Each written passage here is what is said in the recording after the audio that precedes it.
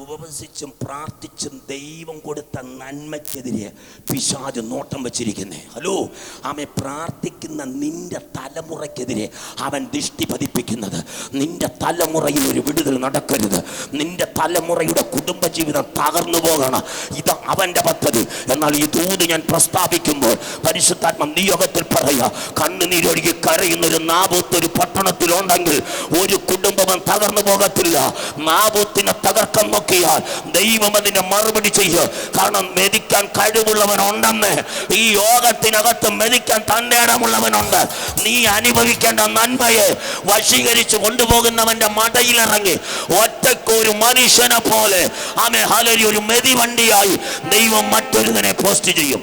സങ്കടപ്പെട്ട് കരഞ്ഞ ചില വിഷയത്തിൻ്റെ മറുപടി, കഴിഞ്ഞ നാളുകളിൽ നീ ഭാരപ്പെട്ട ചില വിഷയത്തിൻ്റെ മറുപടി ദൈവം ഈ ദിവസങ്ങളിൽ നിന്റെ പുരക്കകത്ത് വെളിപ്പെടുത്താൻ പോകുക.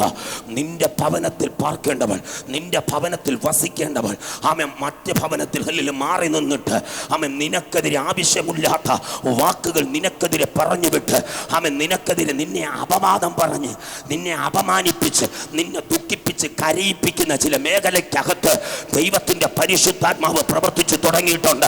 കാരണം നിന്റെ കരച്ചിന്റെ മറുപടി വെളിപ്പെടാൻ പോകുക. ഇന്നത്തെ ദൂത് പിടിച്ചോ. ഹല്ലേലൂയ.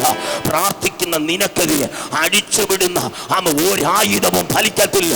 നിനക്കെതിരെ പ്രാർത്ഥിക്കുന്ന നിന്റെ കുടുംബത്തിനെതിരെ, നിന്റെ തലമുറയ്ക്കെതിരെ അടിച്ചുവിടുന്ന ഒരായുധവും നിനക്കെതിരെ ഫലിക്കത്തില്ല. കാരണം നീ ദൈവത്തിന്റെ കൃപയിലോ. കരമടിച്ച് കർത്താവിനെ സ്വന്തം ചെയ്. ഒരു ദൈവിക പദ്ധതി നിന്നെ കുറിച്ച് ദൈവത്തിനുണ്ട്. നീ ദൈവത്തിന്റെ പദ്ധതിക്കകത്താണോ ഇന്ന് ഇരിക്കുന്നത്? നീ ഒരിക്കലും തകർന്നു പോകത്തില്ല. ഏറ്റവും പുറകിലിരിക്കുന്ന പരിശുദ്ധാത്മാവ് പറയുക, നിന്റെ കുടുംബത്തിനകത്തുള്ള കണ്ണുനീരുകളെ, നിന്റെ കുടുംബത്തിനകത്തുള്ള വെല്ലുവിളികളെ ഇന്ന് പകൽ എൻ്റെ ദൈവം തുടച്ചു മാറ്റുകയാണ്. നിന്നെ കണ്ടാൽ സന്തോഷവാനാണ്, നീ പുറത്തിറങ്ങിയ ആൾ ഹാപ്പിയാണ്. എന്നാൽ കുടുംബത്തിനകത്ത് ഒറ്റപ്പെട്ട ചില അനുഭവങ്ങൾ, ശാരീരികമായ ബുദ്ധിമുട്ടുകൾ, ബലഹീനതകൾ, സാമ്പത്തിക ഞെരുക്കങ്ങൾ തലമുറകളിൽ കൂടി ഉണ്ടാകുന്ന തിരമാല പോലെ ഇരച്ച് കയറി വരുന്ന ചില പ്രതിസന്ധികളെ ഇന്ന് പകൽ ദൈവം അടിക്കാൻ പോകുകയാണ്. അല്ലെങ്കിൽ കൊടുങ്കാറ്റ് പോലെ കുടുംബത്തിനകത്ത് ആഞ്ഞടിച്ചുകൊണ്ടിരിക്കുന്ന ചില പ്രതിസന്ധികളെ എന്റെ കർത്താവ് ഇന്ന് പകലിൽ അടിക്കാൻ പോകുകയാ. പ്രാർത്ഥിക്കുന്നവൾ ഇതിനകത്ത് ഇരിപ്പുണ്ടെങ്കിൽ കരമടിച്ച് കർത്താവ് സ്വത്രം പറ. വാ തുറന്ന് പറ, വാ തുറന്ന് പറ. വിട്ടു തരത്തില്ലടാ, എന്റെ തലമുറയെ നിനക്ക് വിട്ടു തരത്തില്ല. എന്റെ കൊച്ചുമോനെ കൊച്ചുമോളെ വിട്ടു തരത്തില്ല. കാരണം എന്റെ വകയാ, എന്റെ രക്തമാ. പറ, രക്തം അവകാശമുള്ളവർ ഇതിനകത്ത് ഇരിപ്പുണ്ട്. നിന്റെ രക്തത്തിൽ ജനിച്ചതിന് നിനക്ക് അവകാശം പറയാൻ പറ്റൂ? വിട്ടു തരത്തില്ല. ഒരു മന്ത്രവാദിക്കും വിട്ടു തരത്തില്ല, ഒരു പൂജാരിക്കും വിട്ടു തരത്തില്ല, ഒരു യാഗത്തിനും എന്റെ തലമുറയെ തൊടാൻ പറ്റത്തില്ല. കാരണം യേശുവിന്റെ രക്തമാണ്, യേശുവിന്റെ ശരീരമാണ് ഈ മന്ദിരം. ഈ മന്ദിരത്തെ നശിപ്പിക്കാൻ നടക്കത്തില്ല. കുരുക്കുകളിട്ട് യൗവനക്കാരെ വഴിതെറ്റിപ്പിച്ച് കൊണ്ടുപോകുന്ന ദേശത്തിന്റെ വ്യാപാരത്തെ യേശുവിന്റെ നാമത്തിൽ ദൈവം അടിച്ചു മാറ്റുന്നു. കരമടിച്ചു കർത്താവിനൊന്ന് സ്വപ്നം ചെയ്തേ. യേശുവിന്റെ നാമത്തിൽ എല്ലാ ക്ഷീണമായ അവസ്ഥകള്, എല്ലാ ബലഹീനമായ അവസ്ഥകള് യേശുവിന്റെ നാമത്തിൽ വിട്ടുപോകട്ടെ.